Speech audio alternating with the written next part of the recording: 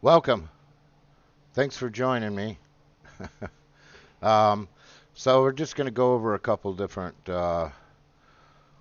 wiring with a couple different controllers, and we'll see how it goes. We do everything in here. I got about 600 square feet, and we're constantly on top of each other. So um, every time I try to do something, there's a lot of setup involved. And I probably don't even do a real good job of that. So, Ice Cream 62, good to see you, Sam. Good to see you. It's a beautiful day here in northern Michigan. Spring has arrived. Thomas wants to go golfing. That would be fun. So, let's see. Okay, good. Well, Sam, we're gonna fix you up right here. So I'm gonna go ahead and move over to the table, and we're gonna. Guillaume, how you doing? Good to see you, my friend. Good to see you. Hello to Sweden. Thanks for being here. Really appreciate all the support we get around the world. It's pretty awesome. And shout out to the UK. So, all right. Well, I'm gonna get my ugly mug off here, and we will get over here and talk about some of these controllers.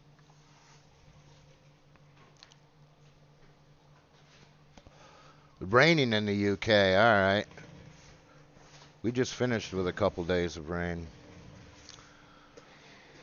Okay, so actually, I'm gonna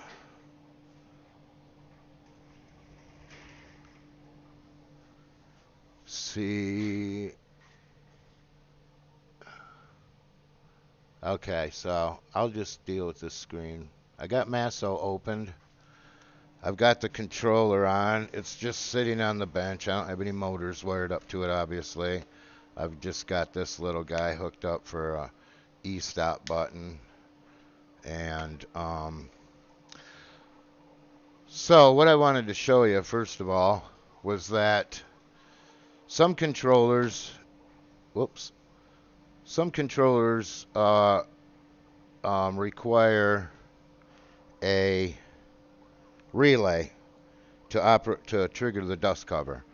So the Masso has TTL outputs, and I believe I'm not an electrical engineer, but I believe that stands for transistor to transistor logic. And so it's not really an opened and closed signal. Now, I have this Hal sensor, which is pretty much the same as a proximity sensor like this. In fact, we might just wire this one up too and see what happens. So right now I've got this, this magazine is kind of sitting here backwards, actually. It's not even, all right, there we go. I don't know if I can turn this around. Does it really matter? Probably not. I guess that's all right. Okay, so you can probably see that. So, the way this house sensor works is it pulls the signal to ground, and we'll demonstrate that here. And you can see the light come on. If you can see the light come on the HAL sensor, okay, we can operate it that way, where the sensor could be mounted to one part of a moving axis. Like if you were positioned along Y, it would mount on the gantry, and then as the spindle comes over it, you can trigger it with magnet or proximity sensor. So Let's now this is I can't read it. Something to 30 volt DC. Okay, let me turn this off. So, well, I'm going to show you one other thing here. If I take this sensor can wire to well, I'm pretty sure it's 5 to 30 volts. I don't know why it's not on that tag, but I've used them a million times. Now, if I take and wire this to the 24 volt side, which I got asked a question on the Discord yesterday about it, and I was unsure. So I says, well, let's see. Because the signal's coming from, you know, from here. We've got the common and then the voltage. Now I'm going to apply 24 volts to it, and we're going to see that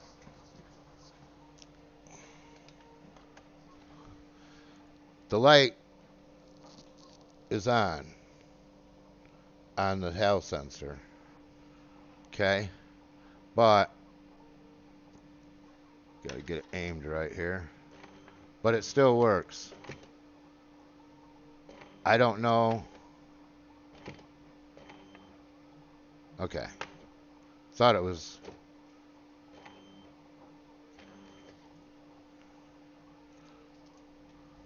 These magnets like to flip around.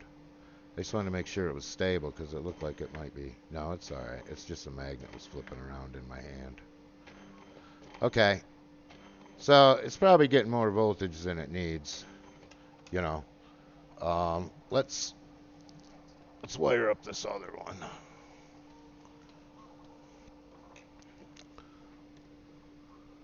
Now I know, I believe that this little proximity sensor I have is 10 to 30 volts. Because I read it at one point, but apparently the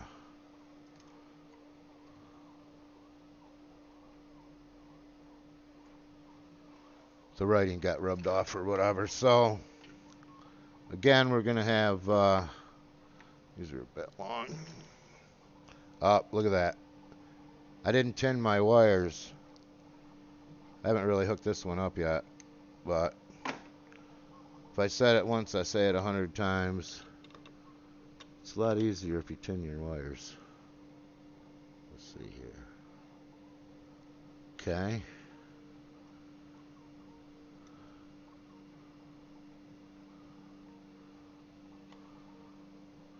Signal wire on the right. Jeez, my hands are shaking. What's going on? All right. Must be all the pressure. Okay, so we're just going to try this one at 5 volts because I want to see if it'll trigger, because I'm pretty sure it's rated for higher than 5 volts. And that's the wrong screwdriver for that one. Goodness gracious. All right, there we go. Okay, let's see what happens with this puppy.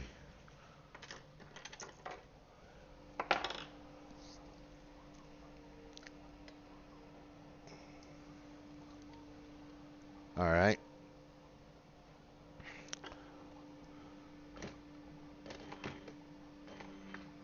Okay. It works, but it looks like you just about have to be touching it. Okay. It's about 1 millimeter away. So it's a little shaky, you know, right up close. Now, but let's wire it to the 24 volt side. I guess the idea is, you know, is it gonna getting 24 volts. Makes me want to believe that this signal, I don't know, I haven't never put a multimeter to it, so I don't know really what's going on, but I was at first afraid that maybe it would burn up my little logic board there, but I don't really think it's that 24 volts is going all the way through.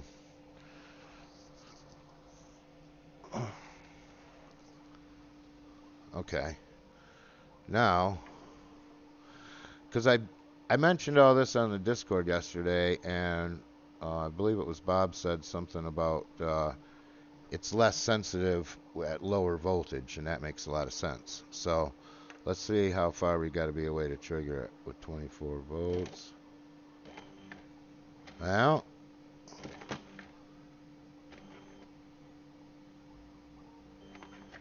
it's actually literally about the same. Or maybe I got to be even closer. That's kind of weird. I'm going to switch that back and to 5 volts. Because it seems like I had to get that proximity sensor closer to the little wrench there. Trigger it. Oh. It's always a good idea to tin your wires. See, I didn't do it this time on these. I wasn't quite set up. I thought I was set up, but invariably, I never am as far as I think I am. Now, I can't see this from this angle very well. Come on. Oh, my goodness. I'm telling you, tin your wires.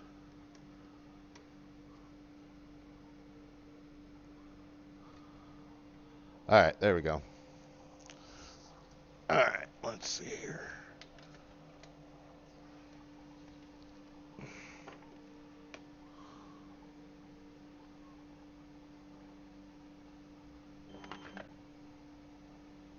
Huh.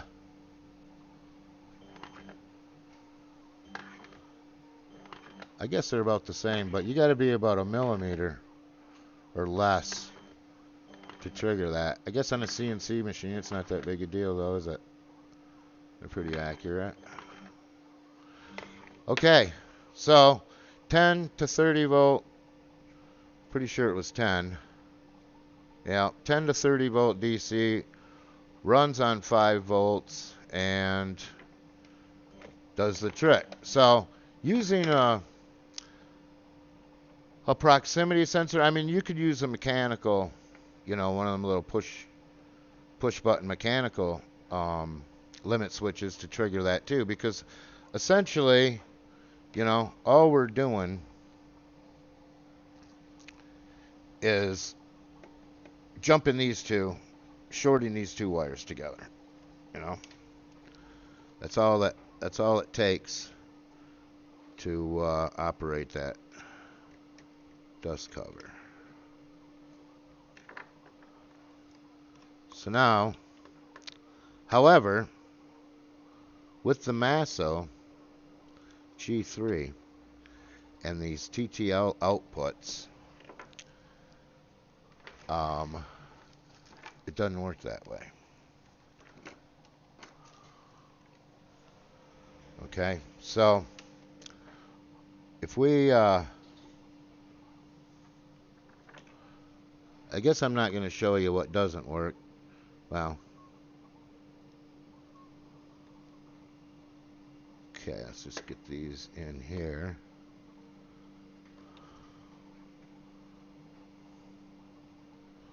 Now these wires are 10, but they're starting to get smashed.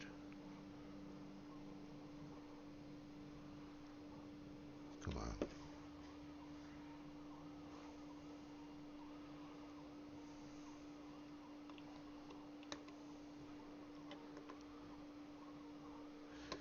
So like I was saying, using a mechanical switch on an axis to open and close the dust cover is really a lot simpler because you don't have to set it up in the software And, alright.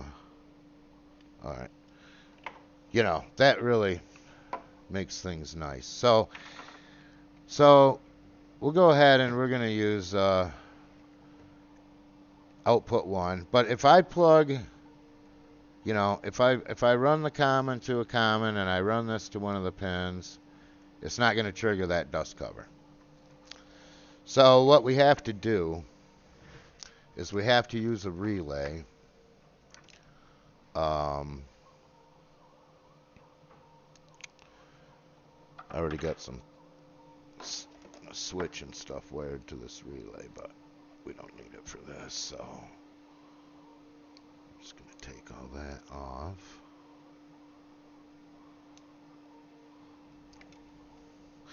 And these little connectors, they look really pretty and they're okay, but on certain screw terminals it literally wants to cut them off, so I quit using them. And they're hard to get in some of these too, especially these. Right? You can see that? Okay. I don't have an engineer or anything working with me, so I gotta check my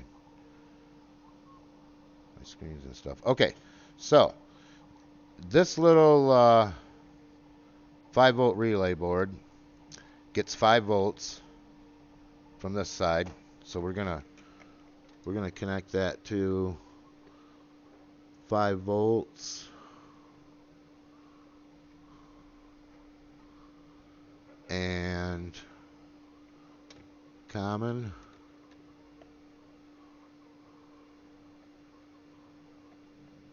Alright. Oh. If I was doing this permanently, I would have all these wires, you know, on a little spade connector or something, but, you know, when you're rewiring stuff on a daily basis, it's not that convenient. Okay, so we've got our plus, ground, and then this is our signal wire. Now this will read this.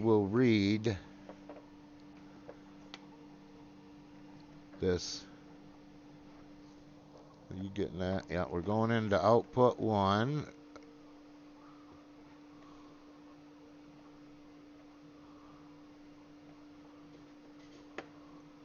Okay.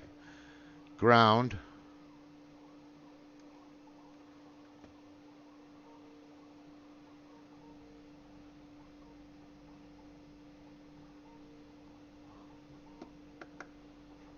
All right. Oh, wait. What am I doing? Jeez, what an idiot. All right.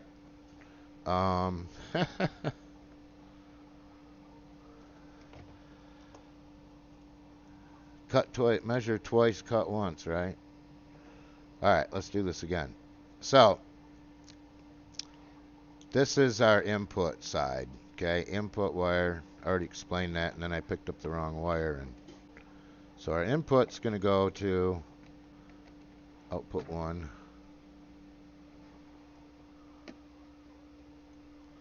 Output, input to the relay. Ground.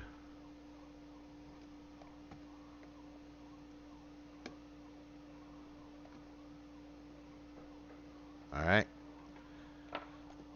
Now, you got 2 options here. Normally open, normally closed. Okay? I'm not sure that it matters, and maybe we'll check it out here. We'll see. So I'm going to take the signal side, which is the red wire coming out of the left side here, and I'm going to put that to common.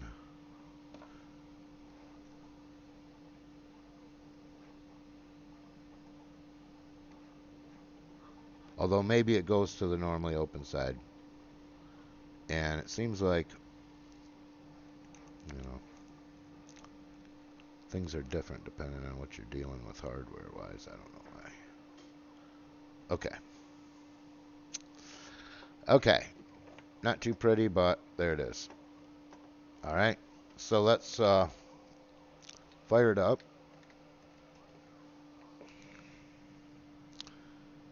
And we get Masso to come up.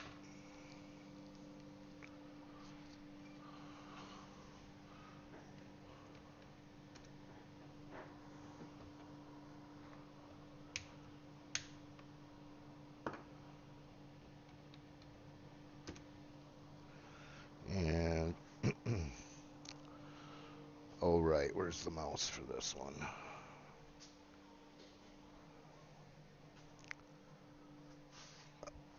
All right, it didn't take me 15 minutes to find it here. Okay, let's go into setup. Okay. So, output 1 is going to be, let's see, can you see that? Hold on a second. Let me get this set up here better.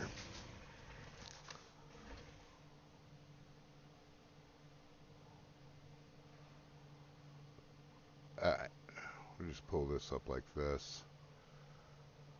That's not real clear. Okay. Okay, let me look at the chat here.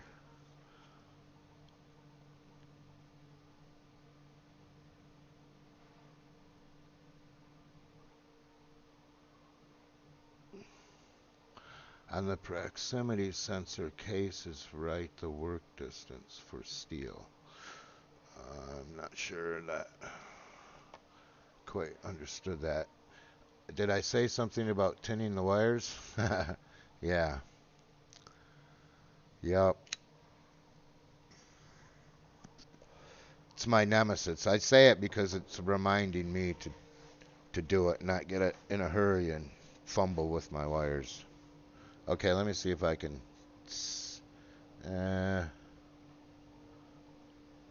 make you a little seasick here. I got this camera set up on 246 blocks.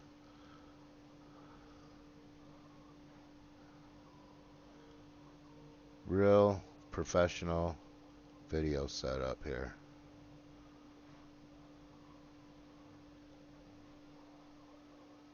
Alright, it's a little crooked, but that's as good as it's going to get. I don't know if I can... I wish I could focus in on it a little bit better, but it is what it is. Okay, now...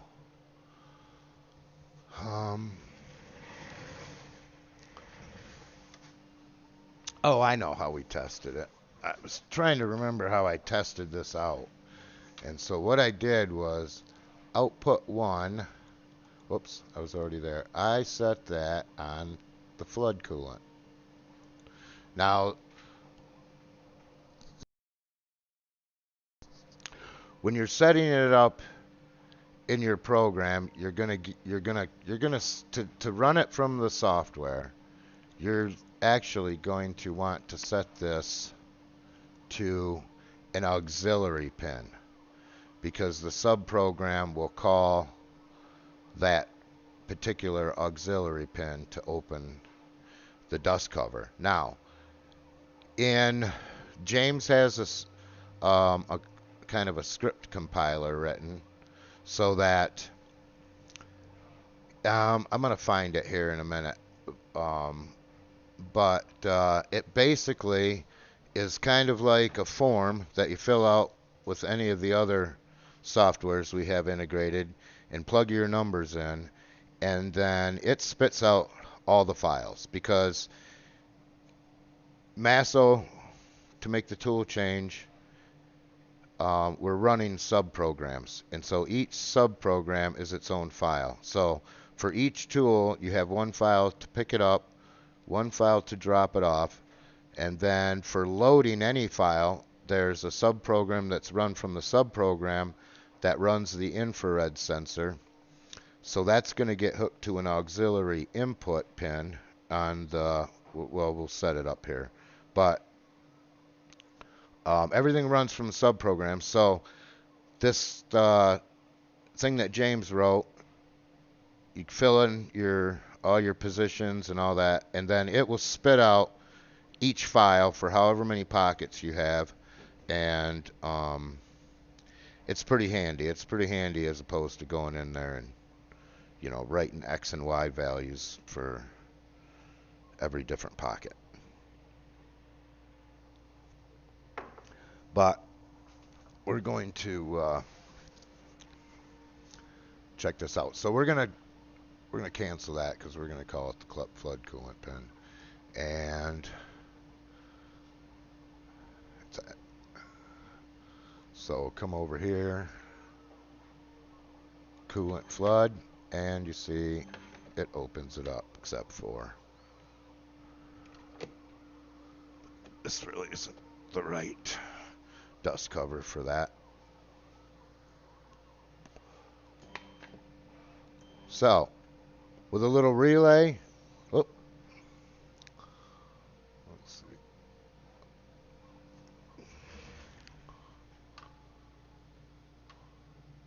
Oh, you couldn't see that. All right. Okay. Try this again so you can see it.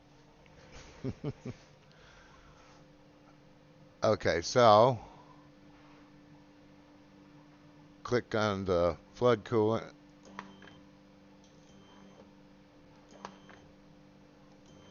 And there we go. However, like I said, call an auxiliary pin and in the code.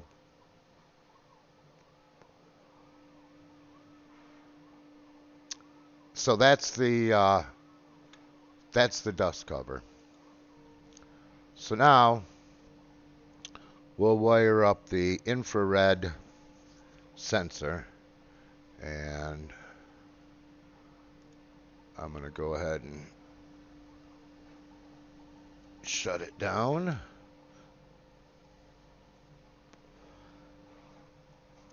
And we'll get rid of this.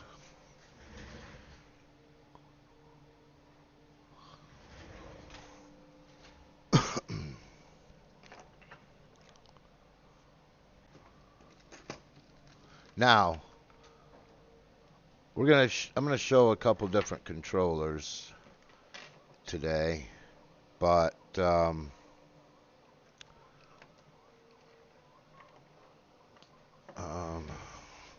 sorry, I'm looking for a wire here that I had prepared. No, I don't find it.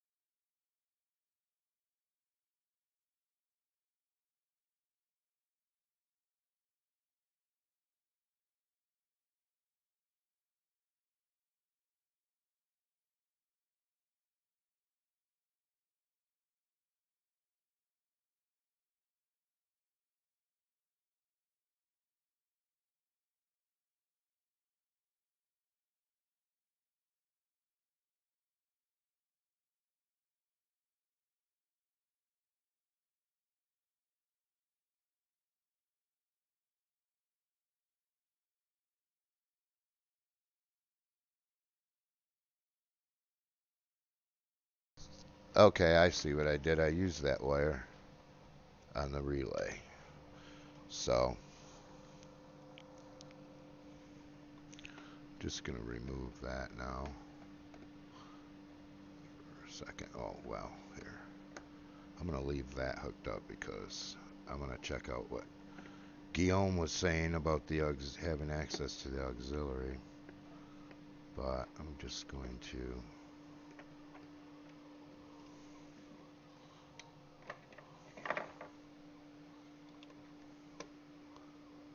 I should have had two cables ready. Okay. So now we're going to talk about the infrared sensor. Okay. Now one thing I want to say, oh look, that broke. One thing I want to say is that when you strip back the cable, there's a white wire, cut it off. It's not wired to any of these pins. So I think that's confused some people. What's a white wire for? Nothing. Cut it off. Okay. So here's our three wires. These are the 5-volt positive, ground, and the signal wire. And you can't just wire it to, here I'm going to turn this around.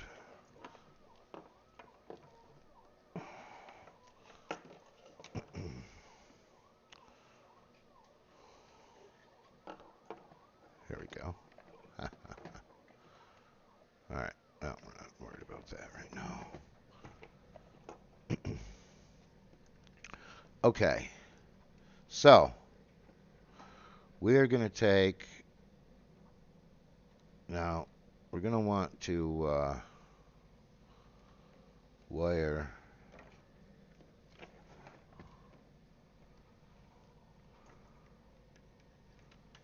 both of these to the common.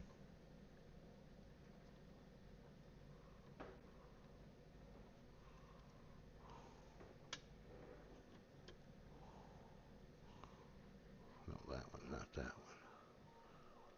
Oh, Lord, this is really where I need a spade terminal. All right. A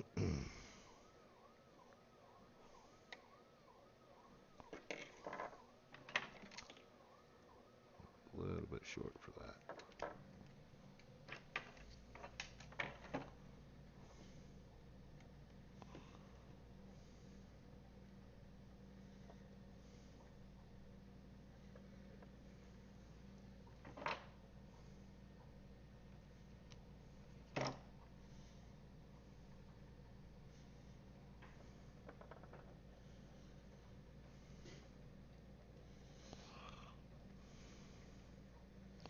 All right.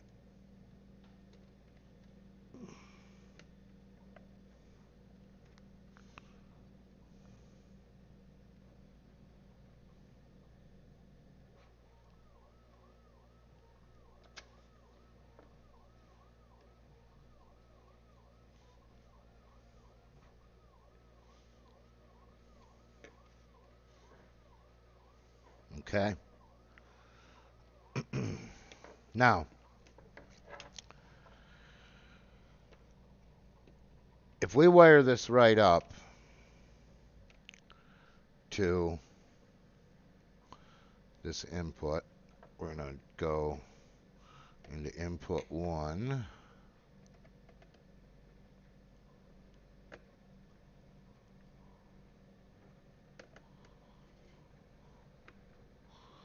And ground. And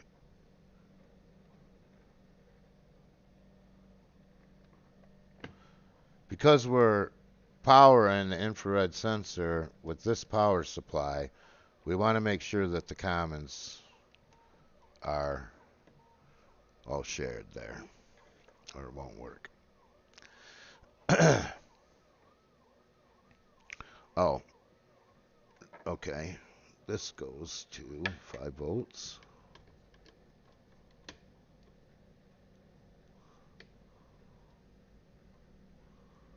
And there we go. So, signal wire. This is a signal wire for the infrared sensor. And on any board that has internal pull-up resistors, you can just wire it directly. Okay? But the Masso, I don't know if they've got pull-down resistors. I'm going to example that on a different board where I can jump the pull-up or pull-down resistors on the board. But anyways, I'm not going to waste your time with that because what we need is, this is a 5K1 resistor hidden inside there. And what we need to do is, I believe you can do it this way, where we wire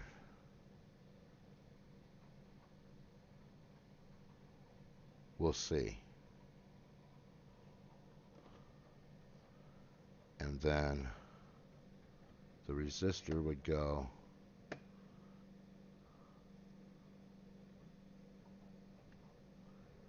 here.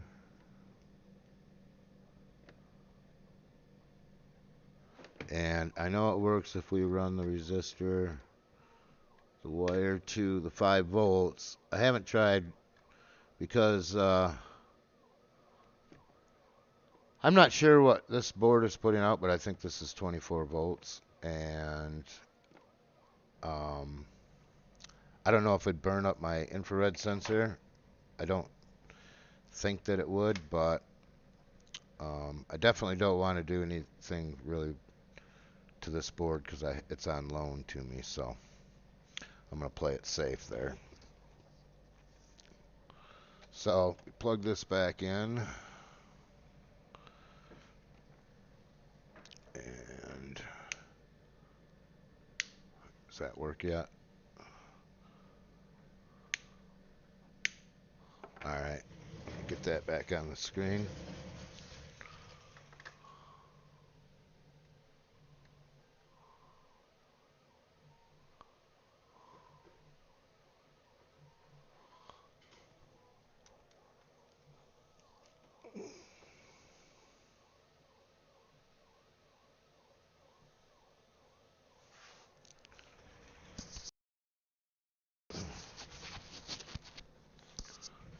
Okay, so let's get into here.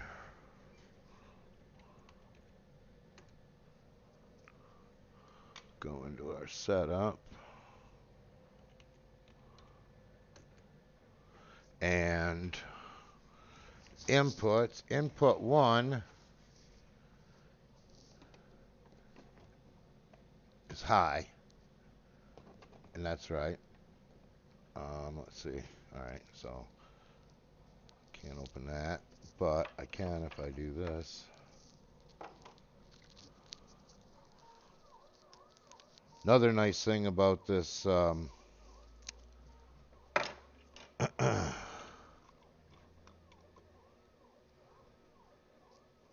the dust cover, and you can do this whether you have it wired to the board or, see, this is the one I should have wired up earlier.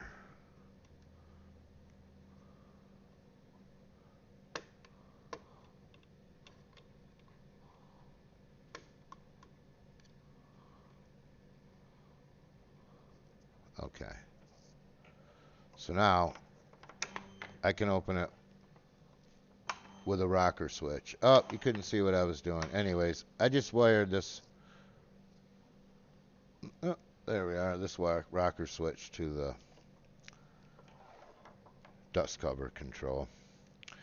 But I did that so I could open the dust cover. Okay, so if you look at the Masso screen,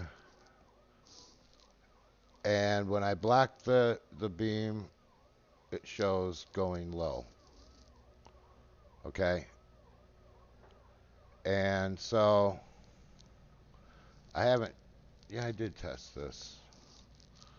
So we want to change that so that it's active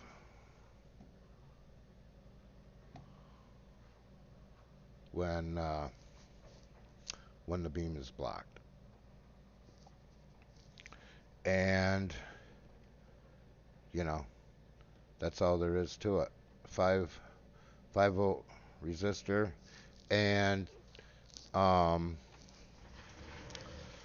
so Sam, I sent you a 5 volt resistor with, or a 5K resistor with the with your magazine, although I didn't send a relay, fortunately. I don't really have them in stock, and I hadn't yeah, I've been playing with a bunch of different wiring this week and stuff the last couple weeks, and so I did send you a 5K resistor, though. You're very welcome. Setting things up on the website is super difficult. as far as products go, the way we've got it set up right now. And I'm kind of lacking in making options available, but there's going to break it down a little bit. I know the 2 meter cable that we provide for some guys is not long enough. So, we need to have a place where you can, order a longer cable if you need one. Stuff like that. It's a lot of legwork with 3 or 4 people.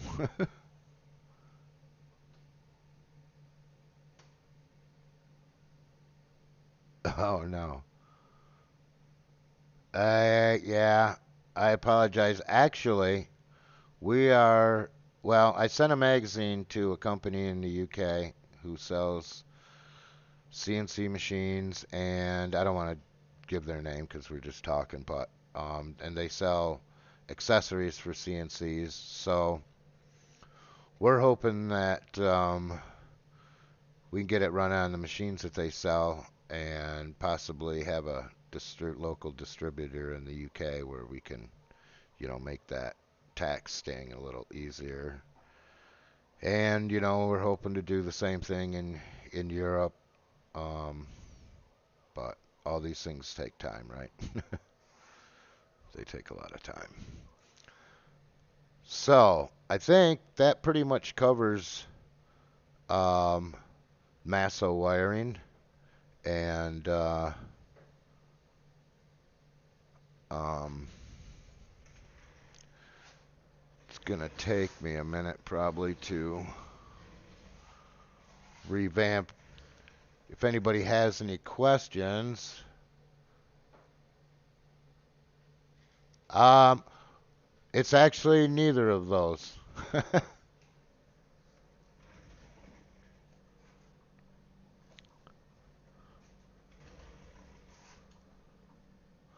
Okay, so I'm just going to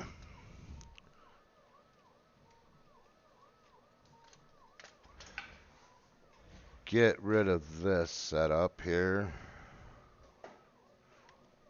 Might take me a minute, or what do I want to do? I've already got this one.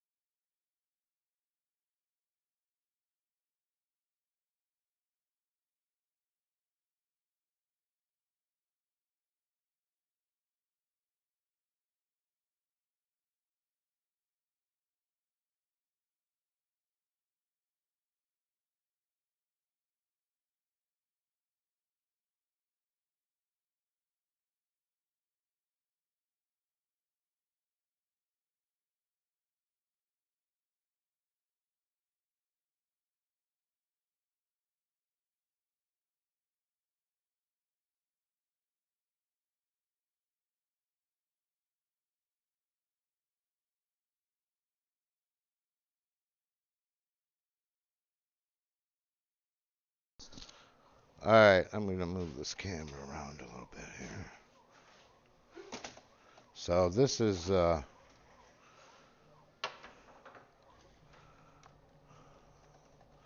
bit of a mess here, but maybe we can make it work.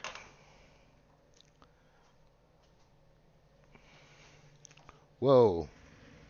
Oh. I looked back at the screen and seen it spinning.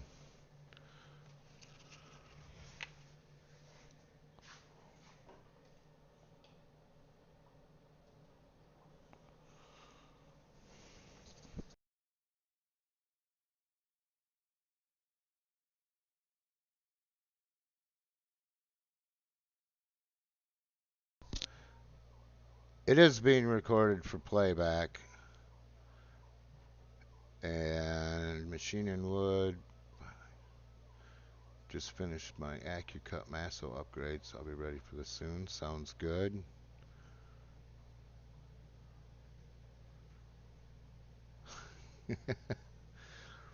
Okay. So, this is a UC400 here, right here, and I've got it wired to a, it's upside down, C11G from CNC for PC. Seems pretty good. I wasn't able to get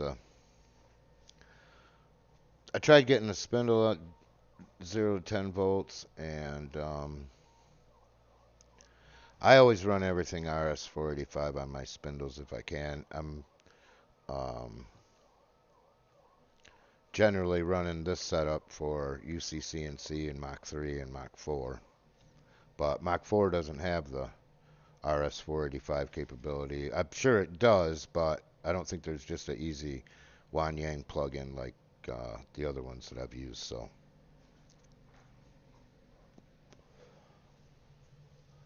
when it comes to spindles, I'd go the easiest way I can. So what I wanted to show on this one, and I guess I'm going to have to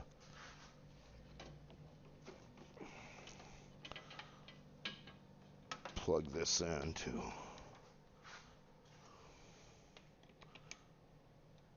And I don't know if you can see this, but this is kind of cool. I got this switch with a little computer type plug that goes in there.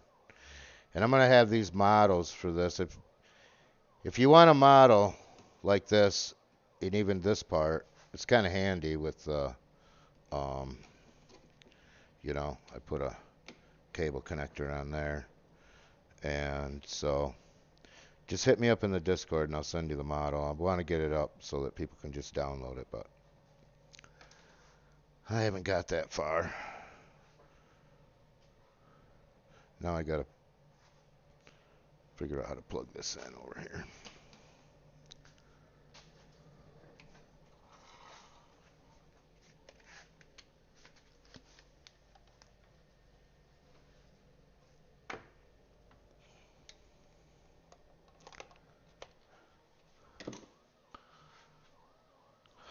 All right.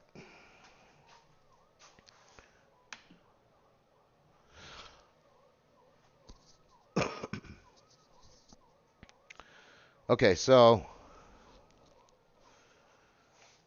on this board, this C10 board, it's got these jumpers on here where you can do pull up or pull down. Okay, so if I take and disconnect, right now I've got it set for a pull up. If I don't have a jumper in at all, I'm assuming that it's just neutral. Now I think the ABBXE boards are all pull downs on their boards, because I've had guys have trouble with the infrared sensor on those. So I'm going to deliberately pull this down, and then I'm going to use this.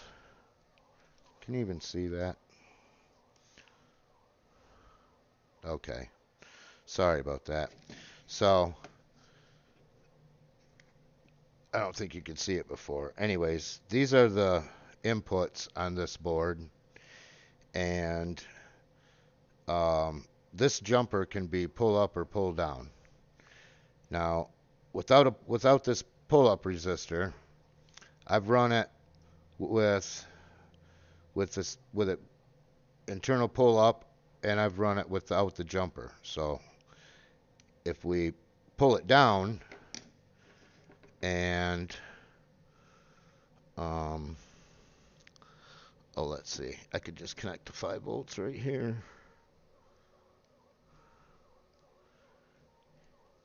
Because some boards you don't have the option to pull them up, and it needs a pull-up resistor.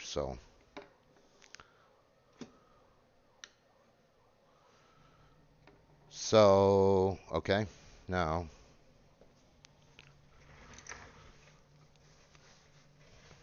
I'm gonna open up Mach 3.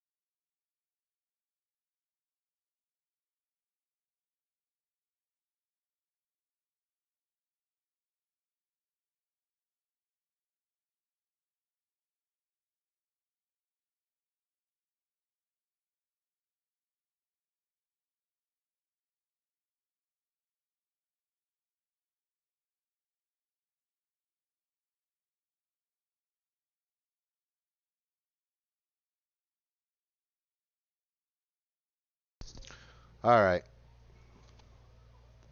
After a little fumbling there, get Mach 3 up. Now, right. Okay. So, I don't even think I've set this up. Let's see. We are using pin 12 for the infrared sensor.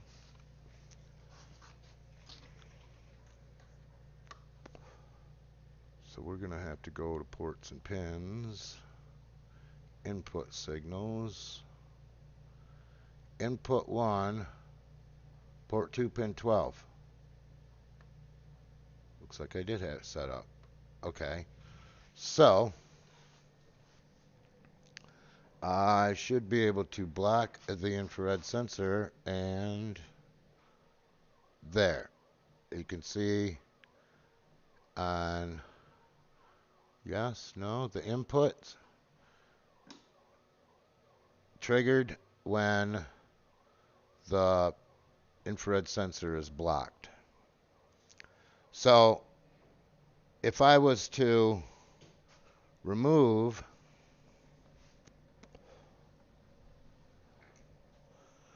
this pull-up resistor, okay, remove it, see how the pin goes active, right? And if I block it, it makes no difference because it's being pulled low by the boards pulling it down.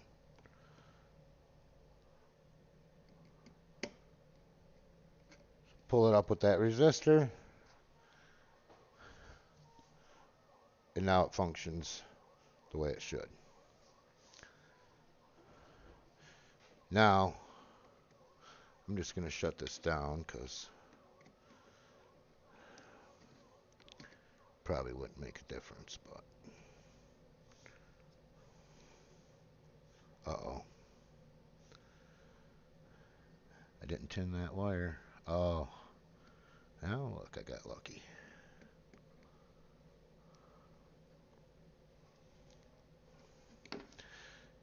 So now I'm just going to take the jumper off. So as far as I can see, it's neutral. And of course, going to lose Mach 3. I'll have to open that back up.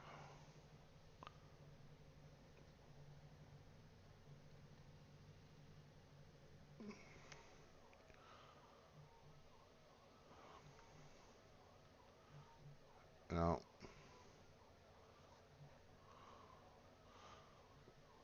Oh. Did I turn it back on? Yeah.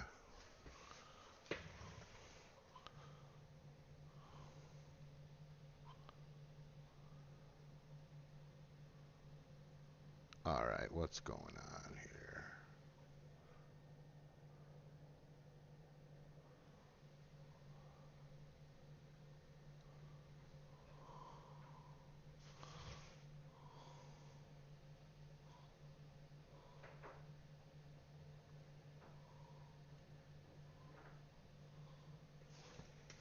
Maybe I'd gotta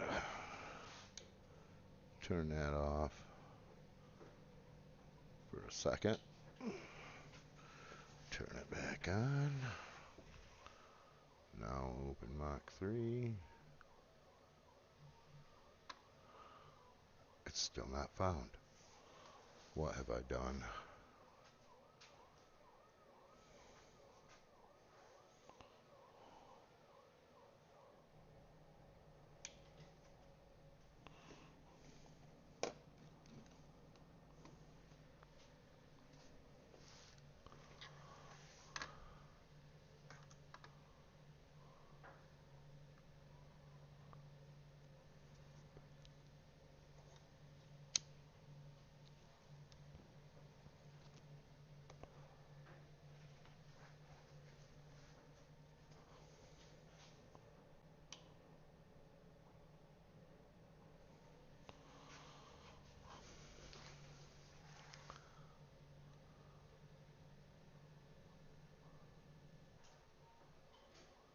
Okay.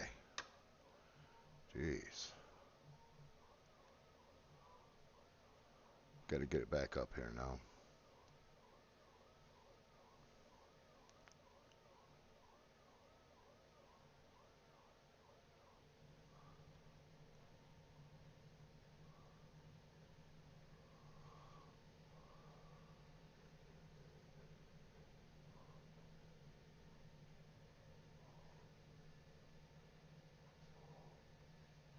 Oh.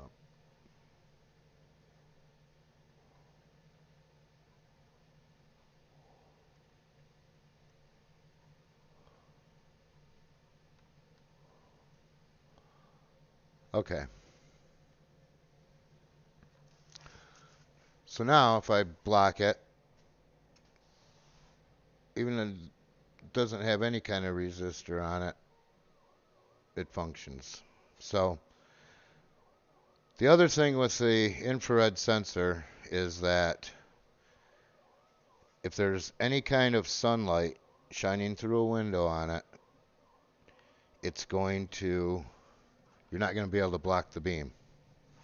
So that's another little model that I want to get up there, is a little shroud for the receiver end of the infrared sensor, because any kind of ambient sunlight will, shining on the receiver, will not allow it to be blocked, because it's getting the infrared from another source, the sun. Now, as far as the dust cover goes on this board,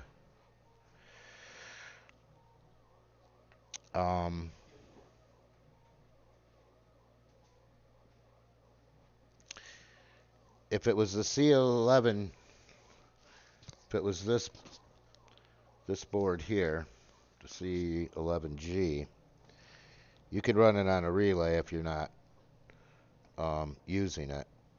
But I believe on the C10, we're going to find out here. You know what? I wouldn't recommend doing this, but I'm going to do it anyways.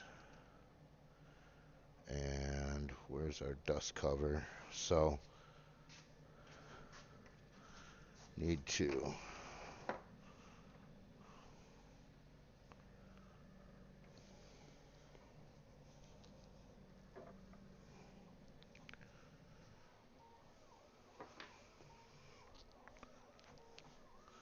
find my screwdriver.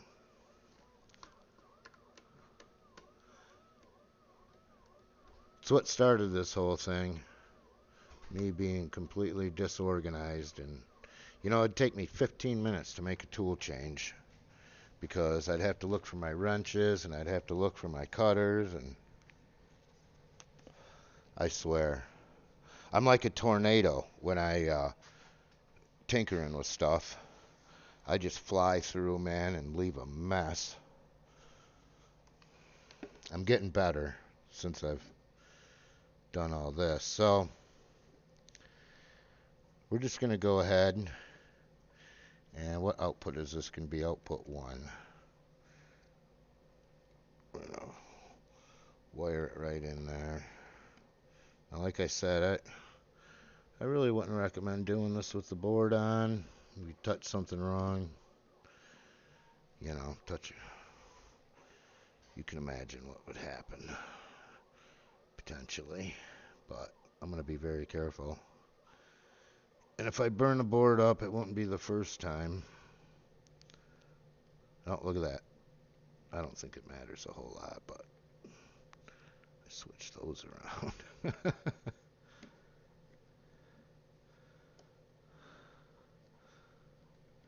Hope I didn't just prophesy something there. Okay, now you can't see the dust cover because it's on the back side of this, but you just have to trust me that it's not working. Oh, right. Okay. Let's see if we can wire this up correctly this time. This wants to go over here. You know what? I'm going to turn this off.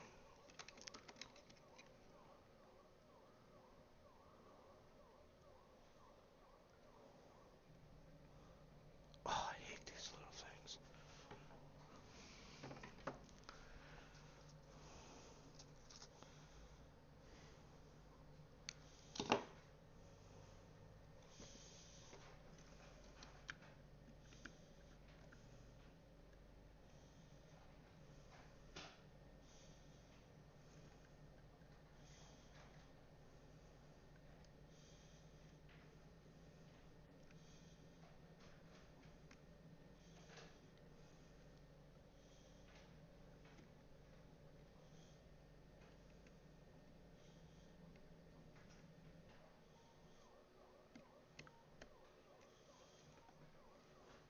Nope.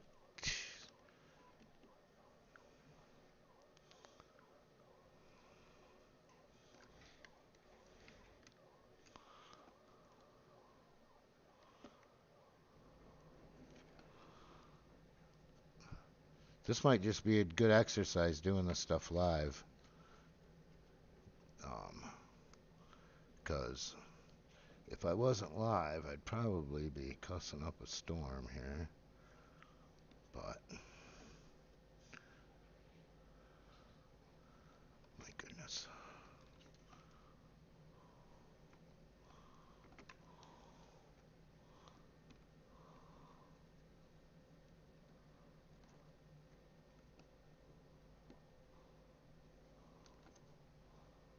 Alright. Now I'm going to put these goofy things in here.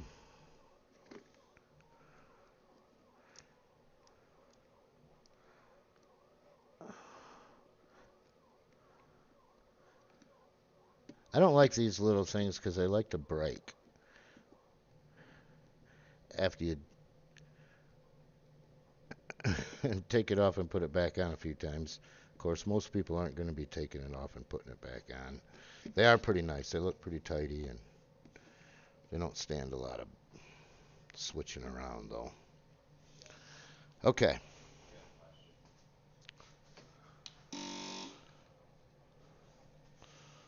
All right. Of course, it's probably not going to load back up real nice now.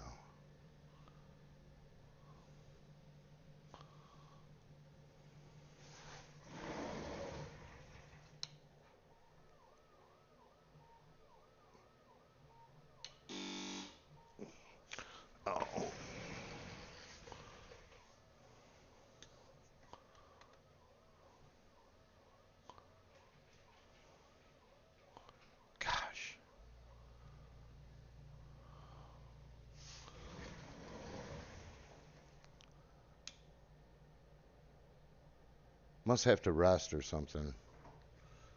I don't know.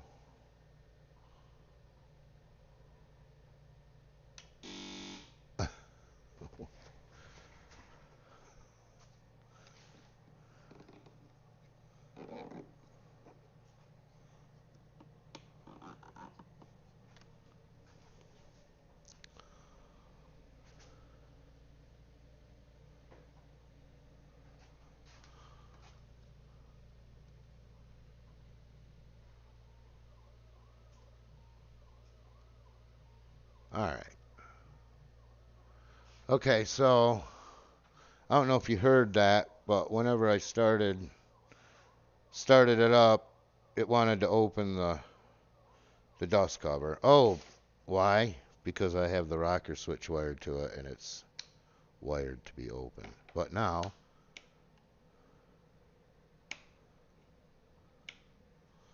there's nothing happening. Why is that?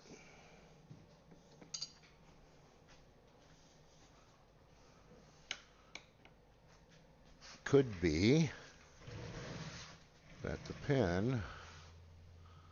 All right, let me see something here.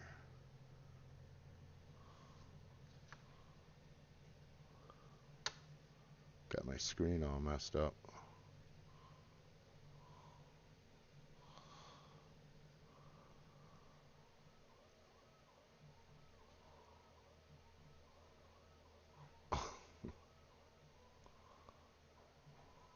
Okay, let's take a look at these pins here. Oh, you can't see that.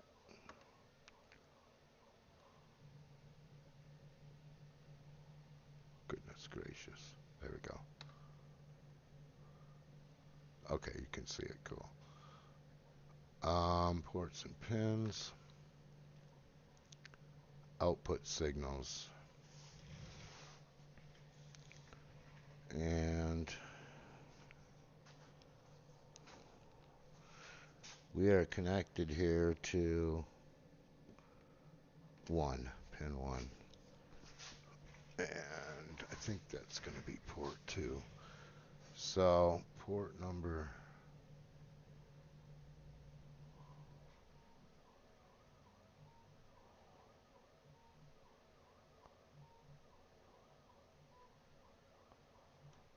Well, I think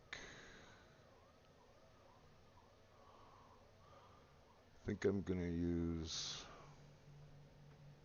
No.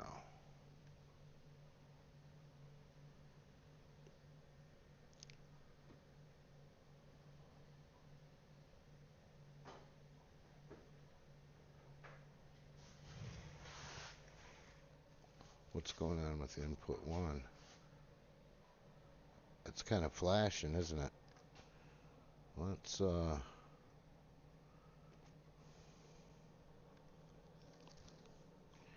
I guess if your board's neutral, you're going to need a pull-up resistor because that sucker's flashing. And so I'm going to put that pull-up resistor jumper back on that board. You can't see it, but all right, now it's not flashing. So any kind of strange behavior on the IR sensor, going to need a pull-up resistor. Now,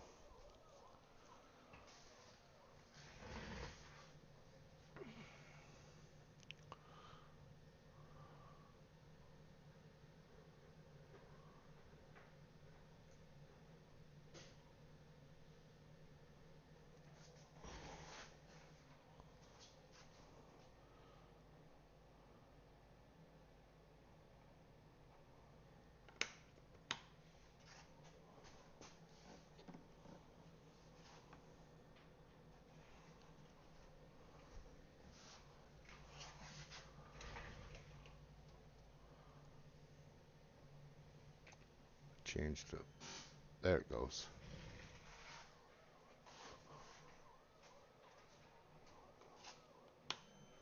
Okay. Let me pull that back up. Okay.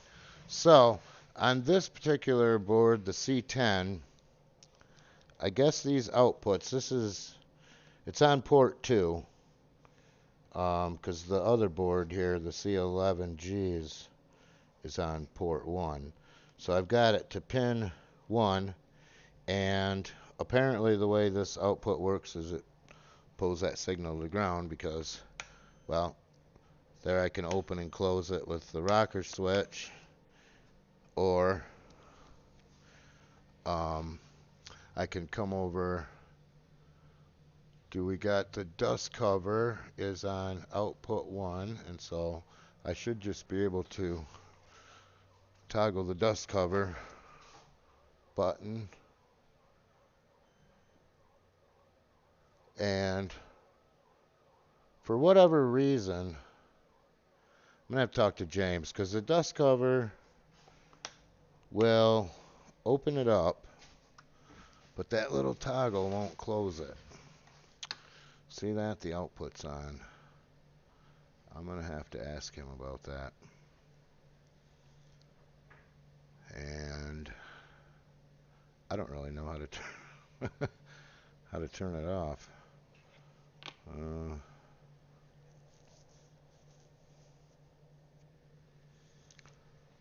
It's kind of weird.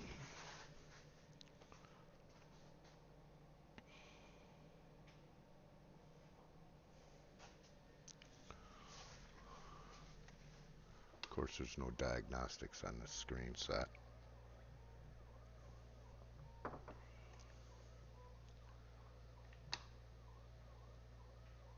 So anyway,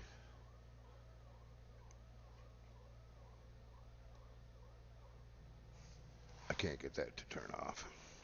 But so that's a problem with the code for, and it works okay when you're running an M6, but for some reason that toggle is wired to a macro that I think just opens it. But with this type of an output, I guess what I was getting at is you don't need a relay. And okay, that's a jumper for that. All right, these jumpers all relate to that side. So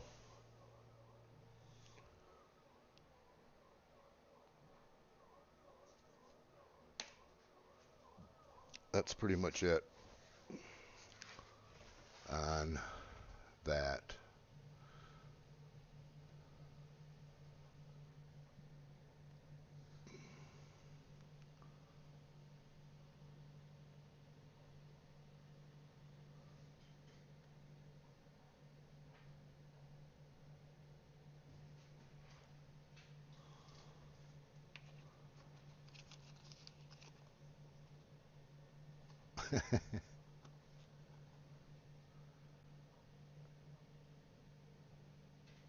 Okay, the extra protection for the IR sensor provided from your side.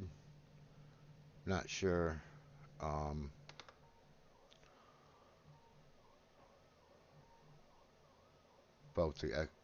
what you mean by extra protection, but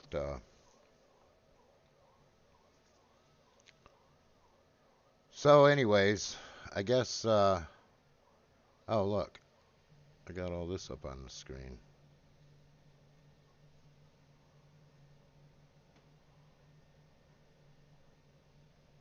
Oh, I had a display capture on. That's what it was. Didn't even realize that.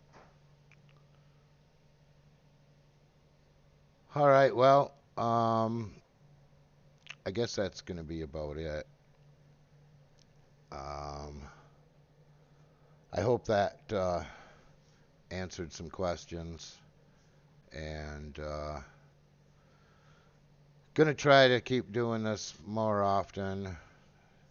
Sorry, it was a little bit of a mess, but you know, what are you gonna do? Oh, protection for sunlight. Right. So, yeah, I haven't modeled a shroud, so you could take and put a little piece of heat shrink on it, so like any kind of a tube, so it's looking down a tube. But I'm gonna model up a little shroud for it, and You know, I can easily make things available on the Discord, or I can email it. But we're actually revamping the way we're going to be doing our distributing all the scripts and stuff for different softwares. Um, because WordPress, our WordPress site is just, it's been a real pain from the beginning. So, we're streamlining fast, as quick as we can, and it's a lot of a lot of stuff to do. But we're getting there, and we definitely listen to our customers, as and make you know we take everybody's suggestions seriously, and while you can't accommodate everybody every time, we certainly try to do our best. Some things have to wait, but it's a big job. Couple cool things though. WinCNC we're currently collaborating with them. A guy by the name of Chuck Marfione builds guitars in North Carolina, and so he's got a Laguna machine that has been upgraded and runs on a WinCNC controller. And the three of us are working together to get it up and running on his machine. We started, and it's all remote, right? Like we're all three remote from each other. Well, we we started on it last week, and his spindle would not pick pick the nut up for a day or two for some reason, and I thought, man, maybe the spindle's running backwards, or I don't know what was going on. But we messed around with this for a couple days. Come to find out, ER16 clamping nuts are the nemesis. There's three different styles: an A, which is 21 millimeters across the flats; M, which is 22 millimeters across the flats; and then you got the UM that have the little slots in them. So it's too confusing to try and keep it all straight. So I went and said, we're just going to support the A socket, the A clamping nuts. And so, he bought type A clamping nuts, and come to find out, they measured 22 millimeters across the flats, like a M style. And so I was like, once we figured that, I was like, oh, well, that's why it's not working. Your clamping nuts are too big. So all kinds of little stuff like that. But it's exciting. WinCNC is writing the code for it and everything, so it's basically the first commercial package that James hasn't had to get in there and write the code. So we're pretty excited about that. Company Obsidian CNC got a little enclosed vertical mill that collaborating with them for a turret, designed a turret, um, and it's actually pretty cool. It's just under 7 inches in diameter, and it'll hold 8 tools. So I've just about got it modeled up, and printing some stuff out for a prototype. Kind of excited about that. And so, keep moving forward, moving up and forward. And I'm going to try to do these lives, start getting into these live streams again once a week. But I think that's about it for today. Thank you very much for joining. Appreciate it. And we'll see you next time. Happy tool changes.